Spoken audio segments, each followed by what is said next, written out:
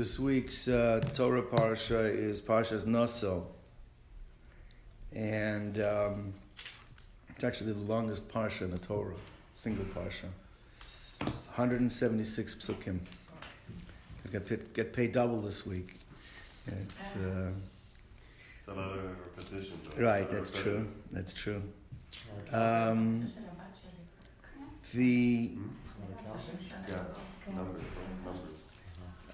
Aside from it's the korbanot that was brought by the Rosh of the heads of the tribes. We have here a number of halachot which are some are more well known, some are less well known. Everyone is familiar between that. We have this parsha of sotah. Sotah is a woman that is suspected of infidelity. The husband is jealous, thinks his wife has been unfaithful, and he has to go to the Cohen, and in order to resume living with her, because if a woman has been willfully unfaithful, she's not allowed to continue the marriage. So in order to continue having relations with her, you have to go to the Cohen. She has to agree to drink the mei sotah, the waters that's taken from the kior. A scroll is erased with God's name on it. It's mixed into the water with some dust from the floor of the courtyard, and she drinks it. And if nothing happened, it actually has a positive impact. And now she couldn't have children. She's now susceptible to having children. And if, in fact, unfortunately, if there had been some type of marital indiscretion, then literally she blows up. Her womb explodes, her thighs fall away. It's a really savage description of what happens to this particular woman who has been subject to it. If she doesn't want to drink, then she has to leave her husband and loses her financial support. She wants to drink, because then she can go ahead and drink. So everyone's familiar that the parsha right after the story of the sotah is the parsha of the nazir. The nazir is a person who abstains from drinking wine. That person makes a type of vow that he will not be, he'll become a nazir, so he's not allowed to drink wine, not allowed to come into contact with dead bodies, etc. So everyone knows what's called the smuchim, the juxtaposition between the two parshas. There's the famous one that it says that the juxtaposition between sotah and nazir, why the Torah, HaKadosh Baruch Hu, in His infinite wisdom, put those two parshas together, is to teach you the kol haroeh sotah bekilkulo. Anyone who sees the degradation that is caused to the sotah, yazir atzmo min yayin, should abstain from drinking wine. Wine is the gateway to promiscuity, and therefore, if somebody sees what happens when someone is promiscuous, so then, and there's the famous word, I think from the maybe the Alter Rebbe says it, or even I think maybe from before the Baal Shem Tov, is that l'chora, the person who sees it happening, that's the biggest shock that a person can have. The person who hears about or doesn't see it should be the one who's more concerned, not the person that actually sees it. So the famous word that he says is that everything that the person sees in life, God is sending him a message. Why did I have to see that? It means if I saw that, then there's a message for me personally. That means that's something that I have to take. So that's a famous drasha. It's a Gemara in Sotah. Everybody's familiar with it. Less familiar is the smuchim Rashi brings down in this week's parsha.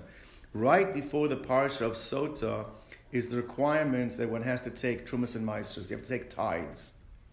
You have to separate and give to the Cohen. You have to give to the Levi. One has to give. Person has to give tithes to the Cohen and the Levi. So the pasuk says like this: "The ish es kadoshav lo yiyeh."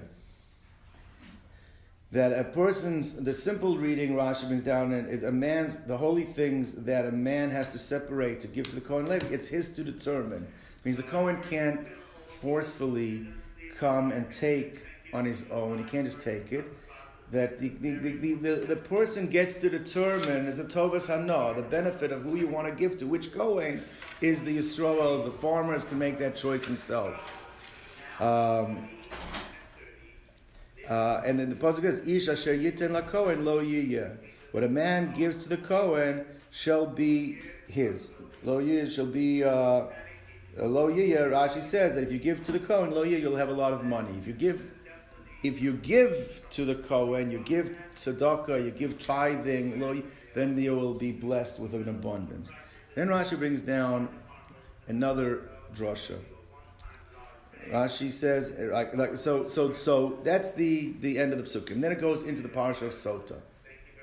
So the Gemara asks the same question. Why is the laws of having to give Trumas and Maasros, that giving to the Cohen, that you have to give to the Cohen, why is that next to the laws of a woman that is suspected of infidelity? Why do we have to have those two parshios together? So Gemara says like this, is that it's teaching you, Rashi says, that imata ma'akev matnos hakohen, if a person holds back giving, ma'akev, he holds back giving the matanos to the Cohen, so then chayecha, Hashem says, by your life, means this you can be assured shetitztarech lavo etzlo la'aviyet hasota, to bring you think you don't give him the portions that you're supposed to give him, you're going to have to go to him to be able to get back with your wife. All right, that's it. So again, so it's saying, so what's the connection between why is the laws of Trumas and Maasros next to the laws of Sotah? Because you're holding back giving him what he's deserving, that what he should get.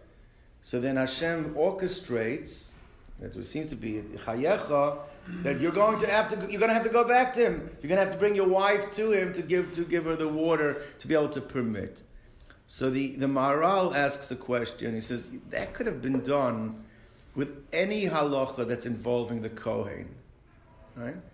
There's many halachas that involve kohanim. So it says, if you don't take care of this halacha, then you're going to have to go to the Kohen for the mitzvah of sotah. Or why specifically are we picking that? Or there's other things that maybe the other way around. The other things that we need the Cohen for. You need a Cohen to bring certain korbanos, whatever. Why are we picking on sotah? You don't give your trumas and maasros, then you have to give sotah. Yeah, and the bigger question is, okay, so you're acting, like an oisvar. If you're acting completely inappropriately, you're not giving your truma. How does it schlep the wife in? What does the wife have to do with this? That's I think that's the more fundamental question.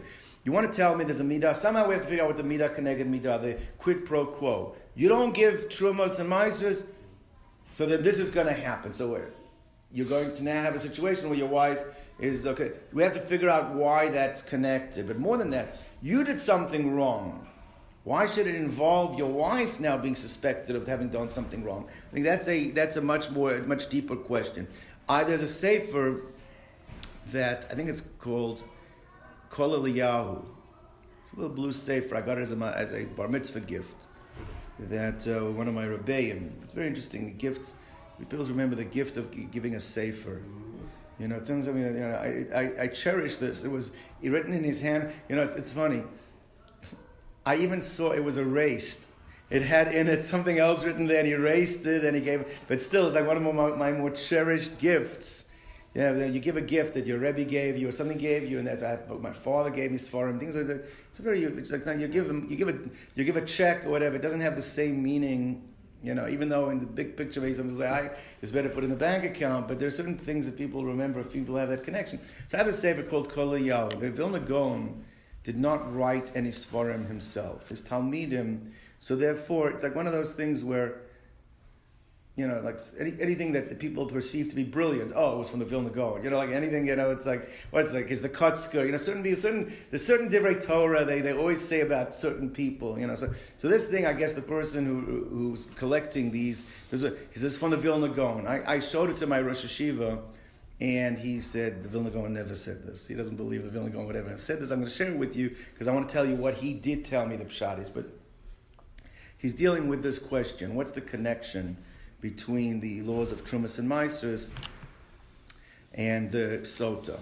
So he says, if you take a look at Rashi, at the end of the laws of Trumas and Meisters, Rashi gives a medrash agadol. Ve'ish es kedoshav lo yiyeh. All right? So he says like this, you're supposed to give, let's say 10%. 10% of your annual income you're supposed to give to the Cohen, to the Levite. You're supposed to give 10, something around that. So it's ish es kedoshav. If you hold on to it, lo yiyeh. So what the Medrash says is that Misha ma'akav ma'asrosa ve'ena nosnin lo yiyu ma'asros. He's going to lose 90% of his income. The 10% of what he should have given, lo yiyu, that's, okay, that's what you're going to end up. You're going to take a major hit financially, right? So therefore, so she'ein sadeh osa ela echad ma'asara shahaisa lemuda. At the end, your lands will only produce 1/10 of what it should have given. So, says the Sefer Kol Liyah in the name of Vilna Gaon, says like this, the wife has been used to a certain lifestyle, a certain income, right, the family. All of a sudden, the money's not coming. So what does she think? She suspects, you know what? The husband's playing the field. The husband is out there spending the money on someone else. Well, if he's doing it, so therefore she goes and does the same, and that's the connection between the end of my son. I told my Rosh Hashanah, he says the Vilna Gaon never said that word. He doesn't believe that's the pshat that was said by the Vilna Gaon. So I asked him what the pshat is. He told me a word, and I think this is, I would say, the pshat that we're about to say right now, if it's not 100%, it's 99% of all disputes in relationships is this idea. Every dispute, especially in marriage, but really it's not only in marriage. It's with our children, it's with our teachers, it's with our schools, it's with our... There's the underpinning issue is the word that we're about to say right now. I think it's a very, very fundamental idea, especially in marriage, and I think it also lends itself to be applied to all other disputes in other relationships as well. I'll tell you what the pshat over here is.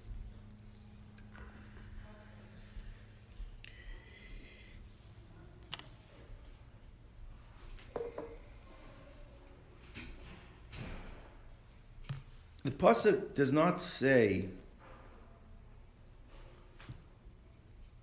The pasuk does not say that a person does not separate the laws of Trumas and Meisters. Right? It doesn't say that the punishment is that you're going to have to come to the Cohen because he's not taking separate. Let's just teach you the halacha. Let's say you have 100 bushels of wheat. Right? So the way that works is like this. You have 100 bushels of wheat. You're a farmer. So the way it works is the Cohen gets 2%. That's called Ma'aser. That's called Truma. The Levi gets 10%. That's called Ma'aser Rishon. There's a second 10% has to be taken. You have to take it and eat in Yerushalayim or redeem it on money and take the money and buy food in Yerushalayim. And every third and sixth year, instead of being Ma'aser Sheni, it becomes Ma'aser Ani that is given to the poor. Right? That's the now. If you don't separate your Trumas and Maasros, then it's called Tevel.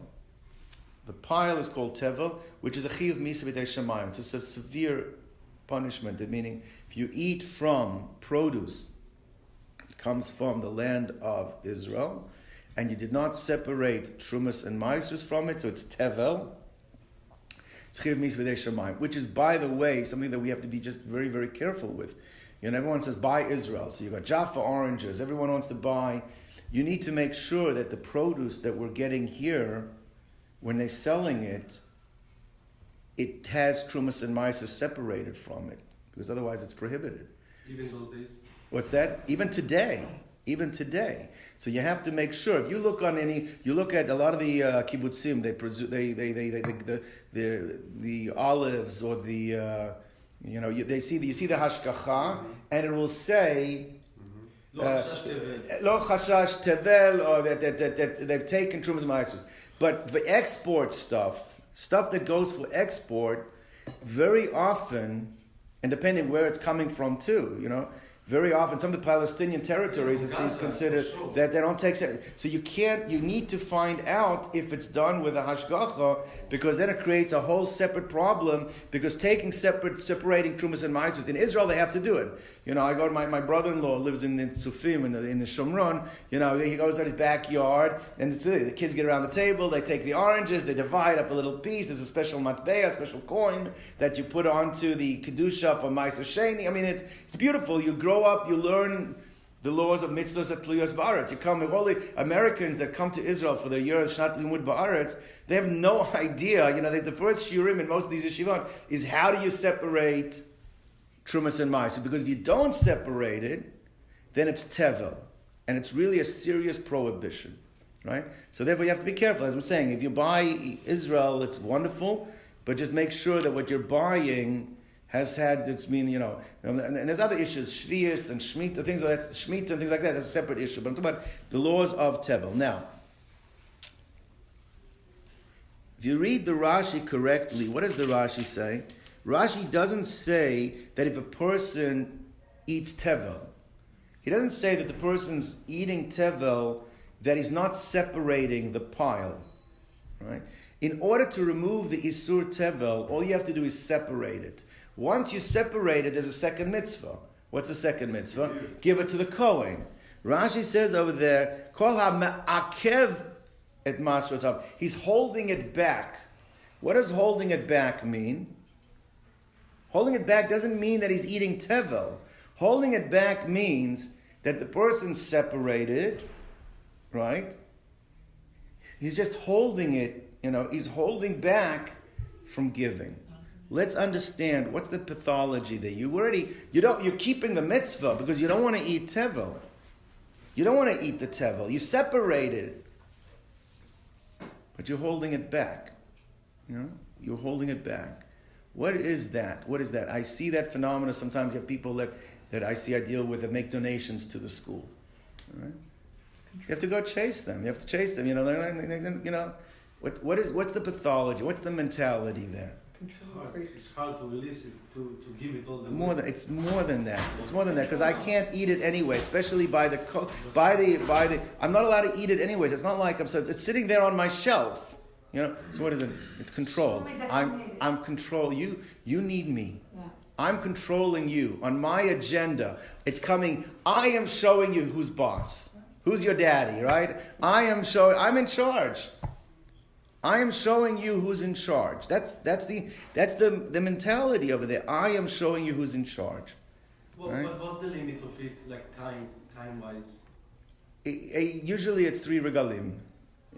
In terms of trumas and maestras, you have to do it within 3 years, and the davan and there is 3 regalim. But they have every 3 years you have to be arti hakodesh min habayit. You have to make sure that everything's got out of it. So you have 3 years that you should do it right away. But the point is, you're not allowed to have it over 3 years. But the mitzvah, you should do it mitzvah baliyatcha right away. You're the Cohen. You got to help the Cohen. You got to go. But it's an idea. You're showing control. You're showing. So let's analyze this for a moment. So, if somebody has shown that he's got a controlling personality, right? He's controlling. The greatest place where that's going to manifest itself, where is that going to manifest itself the most? It's going to be with his wife. If that's a personality, someone says, I have to show you I'm in charge, the place where that manifests itself usually is with his wife, right? Now what happens is like this. There's 2 ways that the person can now, why he suspects his wife. One is, you have this, unfortunately, you see this in some homes, that the husband is so controlling, he doesn't let the wife even, move an inch. Where are you, what you doing? So that's a person that's going to suspect his wife. By nature, that's a person. But sometimes, more than that, there's a pushback. What happens if somebody becomes too controlling? The victim that's being controlled sometimes, if the wife has become so controlled, sometimes a natural reaction to that is going to be what? You're going to push away. And push away. And that almost forces, like your behavior, the way you're acting, sometimes will push a person that they will now become unfaithful because of the way you are treating with them. Not that it's an excuse, but that sometimes that is the way people can react to it. So it's either, there's a direct, we say, what's the connection? The connection, if you are a controlling person, then you're going to be controlling in the place where you feel, where sometimes a person can feel like the greatest level of ownership. Unfortunately, sometimes some people feel that about their wives. They own them, right? If they have that feeling of control, then that's when they also have that, they very suspicious. That's why you can have a situation where they suspect them. Or it could be the other thing is that maybe because they've been acting in that way, the wife needs to feel to break away, and that is what creates the situation where now he is having to be suspicious of her behavior. So it comes out there's a direct midah connected midah. That which the person thinks he owns or controls the most, which he's in charge, he's not allowed to have relations with her. In order to have relations with her, who does he have to go to? Cohen.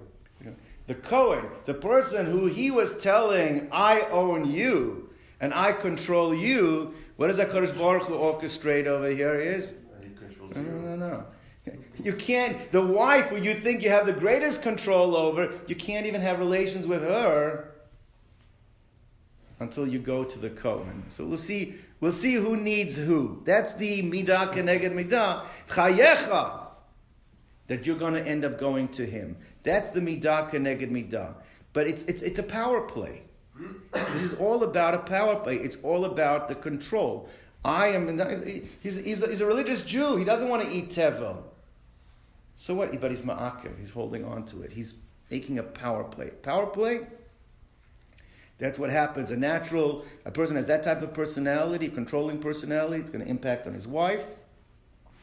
It's going to affect his life. He's now got to go to the Cohen. And that's also, it's like the midah keneged midah. It's very interesting because it's not just a punishment, but it's corrective because it's humbling. It's humbling. The way to correct that is to come to the recognition is, you know what? I'm not in control. So going to the Kohen actually helps correct the behavior because what he thought he's in most control over, the Kohen and his wife, he really is not in control over. So that could actually be a corrective behavior. That could be actually... so now, how does this apply to us? How does it apply? I'm not a licensed therapist. Unfortunately, though, I have to deal with a lot of marital issues.